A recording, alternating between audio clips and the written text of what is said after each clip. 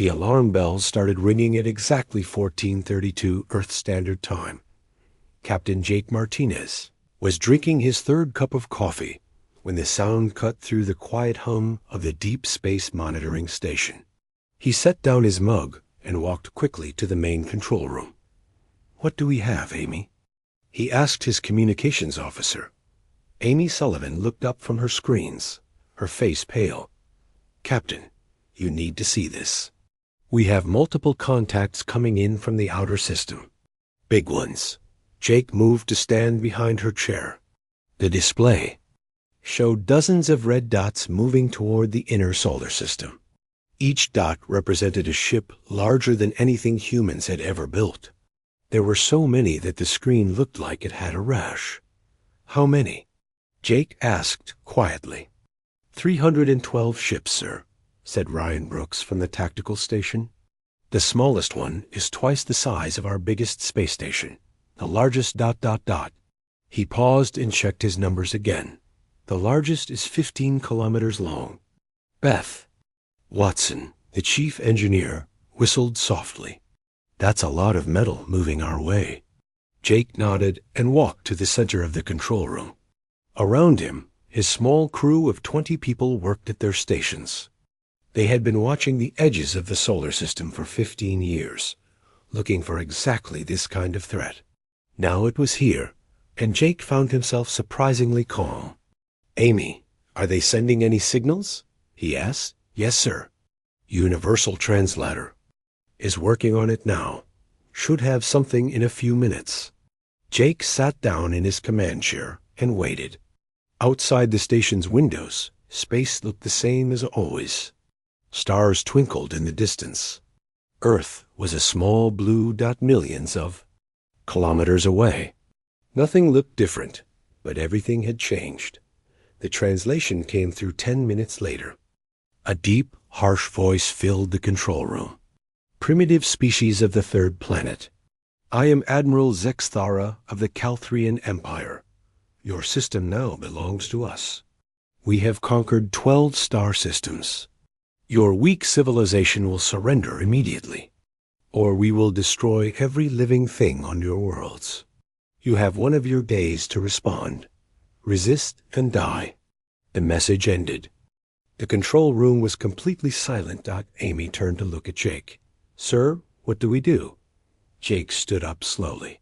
He walked to the main viewport and looked out at the stars. His crew watched him, waiting for orders. Some of them looked scared. Others looked angry. All of them looked to him for guidance. "Ryan, how long until they reach Earth?" Jake asked. "At their current speed, about 4 days, sir." "Amy, can you patch me through to Earth Command?" "Yes, sir, but sir, what are you going to tell them?" Jake smiled. It was not the smile anyone expected. It was not the smile of a man facing impossible odds. It was the smile of someone who knew something the other person did not. "I'm going to tell them that our guests have finally arrived." While Amy worked on the connection to Earth, Jake walked back to his chair. He thought about the message they had just received. Admiral Zexthara sounded very sure of himself. The Calthrian Empire had conquered 12 star systems. They had brought over 300 ships. They expected humans to be afraid. "Captain," Amy said, "I have Earth Command on the line." "Good. Record this message and send it to the alien fleet too." Amy's eyes went wide. "Sir, you heard me. I want our new friends to hear this too." Jake cleared his throat and spoke in a calm, steady voice. "Admiral Zexthara, this is Captain Jake Martinez of the Human Deep Space Monitoring Station Sentinel. Point. Welcome to our solar system.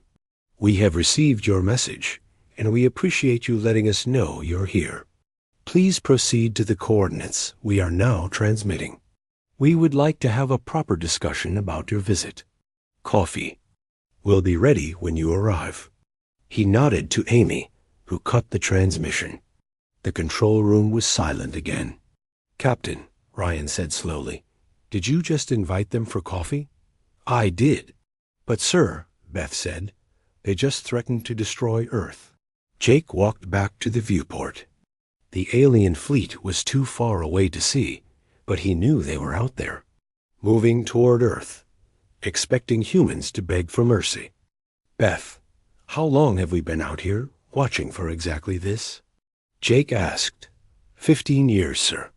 And in all that time, did anyone ever tell you that we were just supposed to watch? Beth thought about it. No, sir. They said we were the early warning system. That's right. We warn Earth when the visitors arrive. Well, our visitors are here. Jake turned back to his crew. Amy, send a message to Earth Command. Tell them it's Christmas morning. Amy looked confused. Sir, it's July. Jake's smile got wider. Trust me, Amy. They'll understand. While Amy sent the coded message to Earth, Jake thought about Admiral Zexthara. The alien commander sounded like he had done this many times before. Arrive with overwhelming force. Demand surrender. Watch the primitives panic. But humans were not like other species. Jake knew this because he had studied the files. He knew what was hidden throughout the solar system. He knew what had been built in secret over the past 80 years. The Calthrians had studied human transmissions for decades. They had watched human wars and conflicts. They thought this made humans weak and divided. They were wrong. Those wars had been practice. 40 minutes later, Amy received a response from the alien fleet.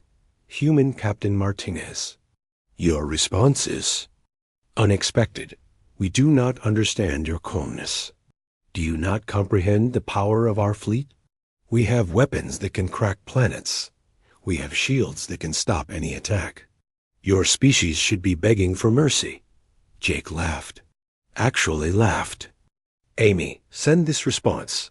Admiral Zexthara, we understand exactly what you have. The question is, do you understand what we have? See you soon.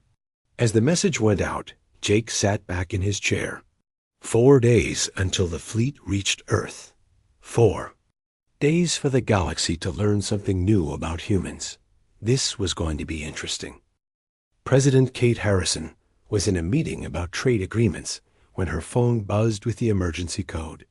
She excused herself and stepped outside the conference room. The message was simple. Christmas morning has arrived. 30 minutes later, she was in the underground command center beneath the White House. The Global Defense Council was already gathering. Fleet Admiral Alex Chun was the first to arrive, followed by defense ministers from 12 countries. The room filled quickly with the most powerful military leaders on Earth. Ladies and gentlemen, President Harrison said, we have visitors. She nodded to Admiral Chun, who activated the main display. The screen showed Captain Martinez's station and the incoming alien fleet. 312 red dots moving steadily toward Earth. They call themselves the Calthrian Empire, Admiral Chun said. They have demanded our surrender. They claim to have conquered 12 star systems. Their fleet is impressive. Defense Minister Liu from China leaned forward. What are our official military assets? Admiral Chun switched the display to show Earth's known defenses. 43 orbital platforms, 18 patrol ships, 6 larger vessels that could barely be called warships. It looked pathetic compared to the alien fleet. This is what they can see, Admiral Chun said. This is what they have been watching through our communications and their long-range sensors. To them, we look like children with toys. Are we? Asked Defense Minister Okafor from Nigeria. President Harrison smiled. Alex, show them the real picture. Admiral Chun's expression changed. He pulled out a different control pad, one with additional security locks. What I am about to show you is classified beyond anything we have ever dealt with. This information has been kept secret for 80 years. The display changed. Instead of 43 platforms, it now showed thousands of installations throughout the solar system. Hidden bases on asteroids, disguised facilities on Mars, massive structures on the far side of the moon that were invisible from Earth. The room was silent. "My God," whispered Defense Minister Petrov from Russia. "What is all this?" "This," said President Harrison, "is what we have really been building since 1947. Across the solar system, other people were getting similar wake-up calls. Dr. Emma Rodriguez was in her lab at the Tesla-Einstein Collaborative when her secure phone rang. She had been waiting for this call her entire career. "Emma, this is it," said the voice on the other end. "Begin activation protocols." Dr. Rodriguez walked to a wall panel that looked like a simple electrical box. She opened it and placed her hand on a scanner. The scanner beeped, and the wall slid away to reveal a much larger room filled with controls and monitors. "Computer, begin Operation Doorstop," she said.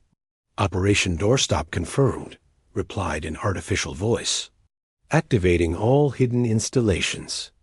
Estimated time to full activation, 72 hours. Across the solar system, facilities that had pretended to be research stations and mining operations began to change. Power levels that had been kept low for decades suddenly spiked. Weapons systems that had been hidden behind false walls came online. Ships that had been disguised as cargo haulers revealed their true nature. The Calthrian fleet continued moving toward Earth. They were not in a hurry. They had done this before. Admiral Zexthara stood on the bridge of his flagship and watched the primitive solar system grow larger on his screens. "Admiral," said his communications officer, "we are receiving strange energy readings from multiple locations." "Explain." "The humans appear to have more installations than we first observed. Our long-range sensors are detecting new activity throughout their system." Admiral Zexthara was not concerned. Primitive species often have hidden settlements. "It does not matter. Our fleet is more powerful than anything they could possibly have built." 2 days after the first contact, Ambassador Velinara sent a second message to Earth. This one was broadcast on all human communication channels so that every person on the planet could hear it. "People of Earth, I am Ambassador Velinara of the Calthrian Empire. Your leaders have not responded to our generous offer of surrender. Perhaps they did not explain to you the situation. We have 312 warships approaching your world. Each one carries enough firepower to destroy your largest cities. We have conquered races far more advanced than yours. This is your final opportunity to surrender peacefully. Bow to the Calthrian Empire, and some of you may be allowed to live. As servants, refuse and every human will die. You have 24 hours to decide."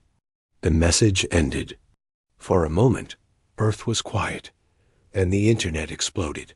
Within an hour, the alien ultimatum had become a meme. Someone posted a picture of a barbecue grill with the caption, "Hold our beer, we're making alien BBQ." The hashtag AlienBBQ started, trending worldwide. A video game designer released a quick game called Calthrian Fleet Simulator, where players tried to intimidate planets but kept getting laughed at instead. It got 10 million downloads in the first day. College students held alien invasion parties, where everyone dressed up like aliens and demanded that people surrender to them. The most popular response was to offer the aliens pizza and beer. News. Anchors tried to maintain serious coverage, but kept breaking into smiles when they read social media responses. One popular post showed a photo of Earth with the caption, "Come and take it," in 12 languages. Captain Martinez watched all of this from his station. His crew was amazed at how the people of Earth were reacting. "Captain," Amy said, "are they not taking this seriously?" "Oh, they're taking it very seriously," Jake replied. "This is how humans take things seriously. We make jokes about it." On Earth, President Harrison was in another meeting with the Global Defense Council. The hidden installations were coming online ahead of schedule. Dr. Rodriguez called in with an update. Madam President, we will be ready in 48 hours. All systems are testing perfectly. The Calthrians are in for quite a surprise. Any regrets about keeping this secret for so long? Asked Admiral Chun. President Harrison looked at the display showing the alien fleet getting closer to Earth. Alex, if we had told people we were building all this, they would have asked why. We would have had to explain that we always knew someone would come looking for a fight eventually. Better to let them think we were just lucky. And now? Now our guests get to learn something that every human child knows from playing games and watching movies. Never start a fight with someone who has been hoping for a fight their whole life. The Calthrian fleet continued its slow approach to Earth. Admiral Zexthara was confident that the humans would surrender soon. They always did, but something was bothering him. His sensors kept detecting new energy signatures throughout the human solar system. Installations that had not been there before, or perhaps had been there all along, hidden somehow. It did not matter, he told himself. No primitive species could threaten the might of the Calthrian Empire. In 48 hours, he would learn how wrong he was. Admiral Zexthara was reviewing attack plans when his sensor officer called out in alarm. Admiral, we have a problem. What kind of problem? Zexthara asked, not looking up from his tactical display. The human mining station near Jupiter. It just powered up weapon systems that should not exist. Now Zexthara looked up. On the main screen, he could see the facility orbiting one of Jupiter's moons. It had looked like a simple mining operation when they first scanned it. Small buildings, mining equipment, cargo ships coming and going. Nothing threatening. Now it was glowing with energy signatures that made no sense. Explain, Zexthara ordered. Admiral, that facility is generating power levels equal to our largest battleships. And those mining platforms, ... They are rotating toward our fleet. Dr. Lisa Chong stood in the control center of the I.O. Industrial Complex and smiled. For 30 years, she had pretended to be a mining engineer. She had filed reports about ore extraction and equipment maintenance. She had complained about budget cuts and shipping delays. It had been the most boring cover story in the history of Secret. Military operations. Now she could finally drop the act. Attention Calthrian fleet, she broadcast on all frequencies. This is Dr. Chong of the I.O. Defense Platform. You are now in range of our primary railgun array. Please note that what you thought was mining equipment is actually 48 railgun barrels, each capable of accelerating a projectile to 15% of light speed. We have been mining, but not for ore. We have been mining for ammunition. She nodded to her weapons officer. Fire a warning shot. The mining platform that had been slowly rotating toward the alien fleet suddenly launched a projectile. It was just a chunk of iron, but it was moving so fast that it created a brief flash of light as it passed through space. The projectile missed the lead Calthrian ship by exactly 100 kilometers. It was the most precise warning shot in galactic history. Admiral Zexthara stared at his displays in shock. The humans had just fired a weapon that his own engineers would have trouble building, and they had fired it from what he thought was a mining station. Sir, his science officer said, analysis of that projectile shows it was traveling at 45,000 kilometers per second. That is faster than our own torpedo weapons. How is that possible? I do not know, sir. But, sir, we are detecting similar energy signatures from other locations. Captain Chris Walker watched from his command center inside the asteroid series. Like Dr. Chong, he had spent decades pretending to be something he was not. His official job was asteroid mining supervisor. His real job was commanding the most heavily armed fortress in human space. All right, people, he announced to his crew. Time to drop the masks. Bring all weapons online. Show our guests what we really built out here. Throughout the asteroid belt, dozens of mining operations began to transform. Asteroids that had been hollowed out for mining revealed massive weapons arrays. Cargo ships that had been moving ore for decades suddenly sprouted missile launchers. Supply stations opened hangar doors to release fighter craft that officially did not exist. The Calthrian fleet found itself flying through what they thought was empty space filled with primitive mining equipment. Instead, they were entering the largest fortress complex ever built by any species. Admiral, the Calthrian sensor officer reported, we are detecting over 200 armed installations in this asteroid field. How did we miss this? Because we saw what they wanted us to see, Sextara replied grimly. Continue toward the inner system. We still outnumber them. But the surprises were just beginning. Colonel Dan Mitchell stood on the command deck of Mars, Orbital Station 1, and watched the alien fleet approach. For 40 years, Mars had been humanity's greatest deception. Everyone knew that humans were trying to terraform the red planet. The aliens had watched the weather control satellites being launched. They had observed the atmospheric processors. Being built. What they did not know was that terraforming was just the cover story. Attention alien fleet, Colonel Mitchell broadcast. This is Mars Defense Command. You are now entering the inner solar system. Please be advised that those weather control satellites you have been watching are not weather control satellites. Hi. Above Mars, 60 platforms that had been labeled as atmospheric processors began to rotate. Their true purpose became clear as they aimed massive energy weapons at the approaching fleet. Those atmospheric processors you observed being built over the past 4 decades are actually orbital bombardment platforms. Each one can crack a moon. We have 60 of them. Mars is not being terraformed. Mars is a fortress world that could hold off your entire empire. Admiral Zexthara was no longer confident. His fleet of 300 ships was impressive, but they were flying into a solar system that was armed like a military base. Every installation they had dismissed as civilian infrastructure was actually a weapons platform. Sir, his communications officer said, we are receiving a transmission from the far side of their moon. Put it through. A new human voice came over the speakers. This one belonged to Admiral Nicole Parker. Calthrian Fleet, this is Admiral Parker, commanding Luna Shipyard Complex. Before you consider any aggressive action, you should know that you are being watched by the most sophisticated early warning system in this galaxy. You should also know that those scientific outposts you detected on the far side of our moon are not scientific outposts.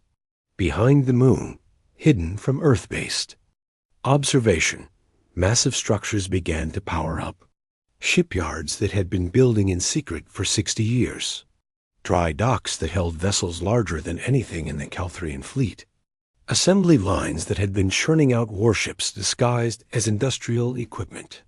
We have been building ships since before your empire discovered faster-than-light travel, Admiral Parker continued. What you cannot see from your position is that we currently have over 4,000 vessels in various stages of construction or completion. The scientific research you thought we were conducting was actually the largest shipbuilding operation in galactic history. Admiral Zexthara felt something he had never experienced before: fear. His mighty fleet of 300 ships was impressive, but they were facing an enemy that had been building weapons for longer than the Calthrian Empire had existed. How long? He asked his science officer. How long have they been building all this? Based on the energy signatures and construction techniques, sir, at least 80 of their years. Possibly longer. 80 years, Sextara repeated. They have been preparing for us for 80 years. Sir, I do not think they were preparing for us specifically. I think they were preparing for anyone who might threaten them. On his monitoring station, Captain Martinez watched the alien fleet slow down as they realized what they were really facing. His crew was quiet, watching the displays that showed their hidden defenses coming online throughout the solar system. "Captain," Amy asked, "how long have we really been building all this?" "Amy, humans have been imagining alien invasions since we first looked up at the stars. We started seriously preparing the day we figured out how to leave our own planet. Every science fiction movie, every military exercise, every what-if scenario for the past century has been practiced for this exact moment." He stood up and walked to the viewport. The alien fleet was still out there, but they were no longer advancing confidently toward Earth. They were slowing down, regrouping, trying to understand what they had stumbled into. "You see, Amy, other species develop space travel so they can explore and discover new things. Humans developed space travel so we could build better places to fight from. The Calthrian fleet had come to intimidate a primitive species. Instead, they had discovered that the primitives had been hoping someone would show up looking for a fight. Now they had to decide what to do about it." Admiral Zexthara stood on his bridge and tried to understand what was happening. His fleet had come to conquer a primitive world. Instead, they were surrounded by weapons that should not exist. The humans had turned their entire solar system into a fortress. "Communications officer," he barked, "contact the human commander. I want answers." The message went out on all frequencies. "Human Captain Martinez. I am Admiral Zexthara of the Calthrian Empire. Explain this deception. How does a primitive species possess such advanced military installations? This is impossible." Captain Martinez received the message at his monitoring station. He looked around at his crew, then nodded to Amy. "Patch me through to every human installation in the system," he said. "And make sure our guests can hear this too." Amy worked at her controls. "Ready, sir? You're broadcasting to the entire solar system." Jake stood up and walked to the center of the control room. When he spoke, his voice carried to every human. Facility from Mercury to Pluto. The Calthrian fleet heard every word. "Admiral Zexthara, you asked for an explanation. Here it is. You studied our communications for decades. You watched our wars, our conflicts, our violence. You thought that made us weak and divided. You made a mistake." Jake paused and looked out at the stars. "You did not realize that war is what we are best at. Every human conflict for the past 80 years has been practiced for this day. Every military exercise, every weapons test, every tactical simulation has been preparation for the moment when someone like you showed up." Throughout the solar system, human crews listened to their captain's words. On Mars, Colonel Mitchell nodded in agreement. In the asteroid belt, Captain Walker smiled grimly. Dr. Chong on Io checked her weapons one more time. "You see, Admiral, other species look at war as something terrible that happens when diplomacy fails. For humans, war is just problem-solving by other means. And you, Admiral Zexthara, are now our problem to solve." As Jake finished speaking, something extraordinary happened. The space behind Earth's moon began to glow with the light of thousands of engines. The human fleet emerged from lunar shadow. It was not dozens of ships, as the Calthrians had expected. It was not even hundreds. Over 4,000 vessels of various sizes moved out from behind the moon in perfect formation. Some were as large as Calthrian battleships. Others were larger than anything the aliens had ever seen. Admiral Zexthara stared at his displays in horror. "How many ships do they have?" "Sir, my sensors show 4,237 vessels. The largest ones are, sir, some of these ships are 20 kilometers long." Captain Tyler Ross stood on the bridge of the flagship USS Defiance.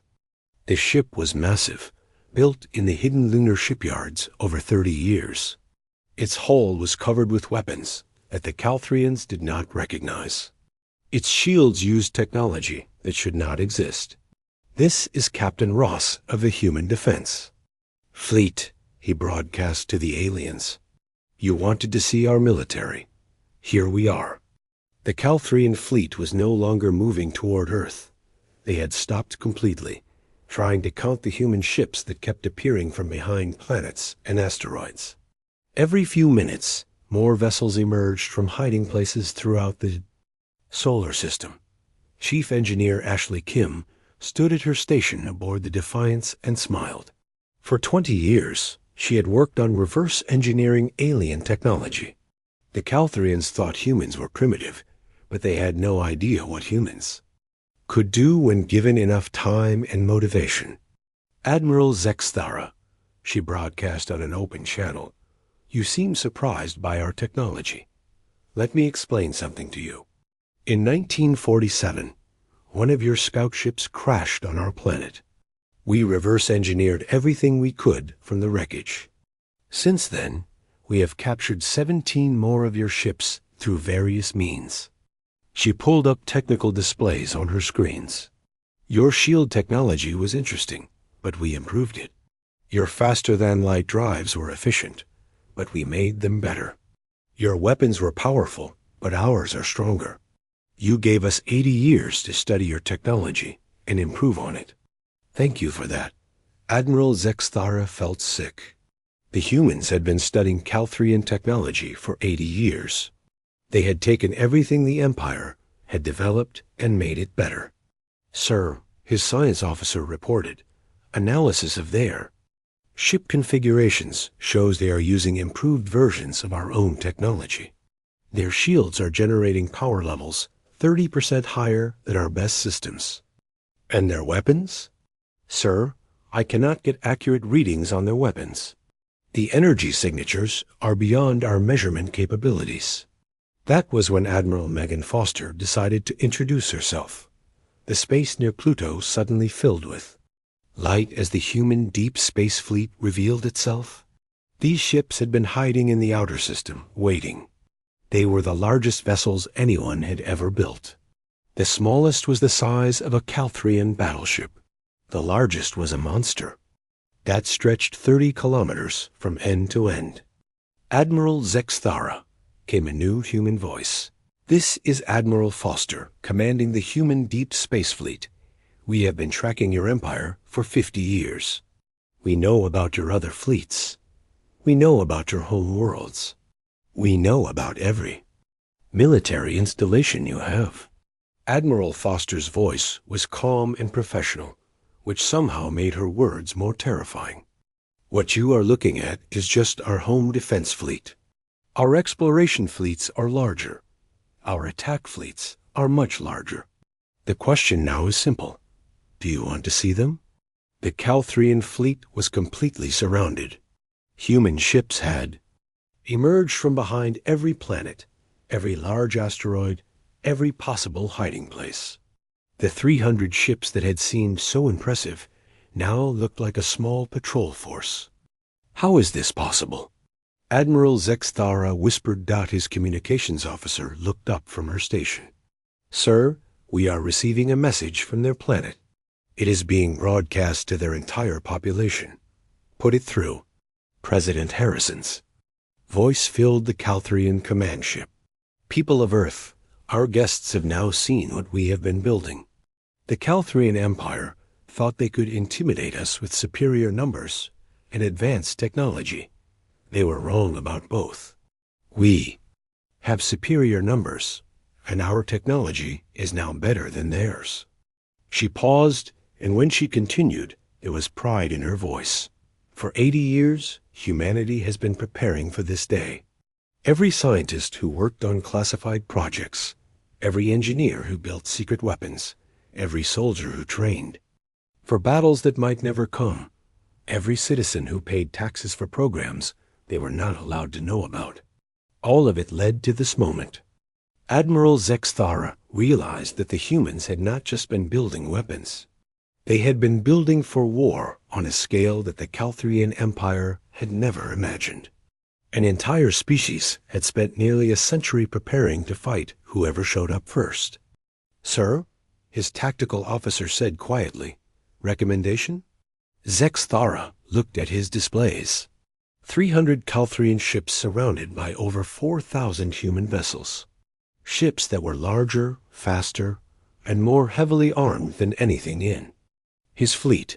For the first time in his military career, Admiral Zexthara was completely outmatched. "Open a channel," he said. "I want to talk to whoever is in charge of this madness." The humans had not just met his challenge. They had turned it into their victory, and they were still smiling. The battle lasted exactly 47 minutes. Admiral Zexthara had tried to maintain some dignity. He ordered his fleet to assume defensive positions and demanded that the humans allow him to withdraw with honor. The response came from Captain Tyler Ross aboard the USS Defiance. "Admiral, you came here to conquer us. You threatened to destroy our world and kill our people. Did you really think we would just let you leave to try again later?" The human attack was unlike anything the Calthrians had ever experienced. Their shields, designed to deflect energy weapons, were useless against projectiles moving at 15% of light speed. Their armor, built to withstand plasma blasts, cracked like glass when hit by solid metal moving faster than anything should move. The humans did not use energy weapons at all. Every shot was a piece of metal or rock, accelerated to impossible speeds. The Calthrian fleet found itself being destroyed by what were essentially very fast bullets. Worse, the humans controlled every piece of cover in the solar system. When Calthrian ships tried to hide behind asteroids, the asteroids opened fire on them. When they tried to use planets for protection, the planets shot at them too. The entire solar system had become a weapon pointed at anyone who threatened. Earth dot in less than an hour, the mighty Calthrian fleet was reduced to 63 damaged ships limping in space. The rest had been destroyed or disabled. Admiral Zexthara found himself aboard a human ship, staring at creatures that should have been primitive and afraid. Instead, they were polite and efficient. Captain Sam Johnson was in charge of first contact procedures. He had spent 30 years studying alien psychology and preparing for this moment. He sat across from Admiral Zexthara in a comfortable room that looked nothing like a prison cell. "Admiral, we need to talk," Captain Johnson said. "But first, let me introduce you to Dr. Chloe Roberts. She studies how different species think." Dr. Roberts sat down next to Captain Johnson. She looked at Admiral Zexthara with the expression of a scientist examining an interesting specimen. "Admiral, we have been studying your empire for 50 years. We know how you operate.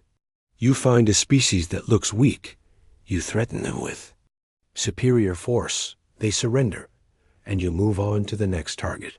It has worked for you 12 times. Admiral Zexthara said nothing. His throat was dry, and his hands were shaking.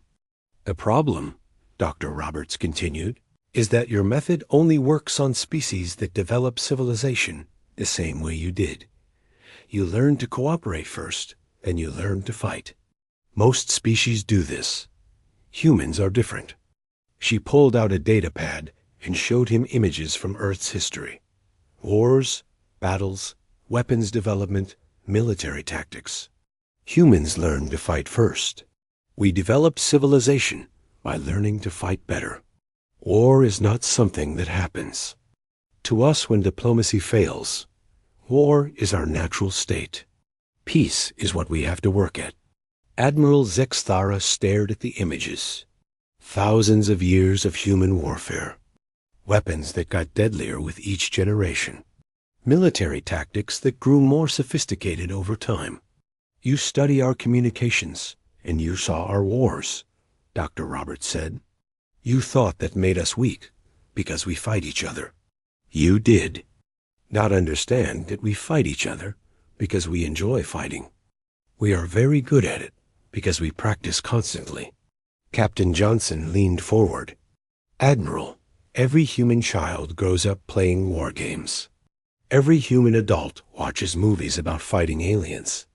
We have been imagining this exact scenario for over a century. You are not our first alien invasion. You are just the first one that was real. Admiral Zexthara finally found his voice.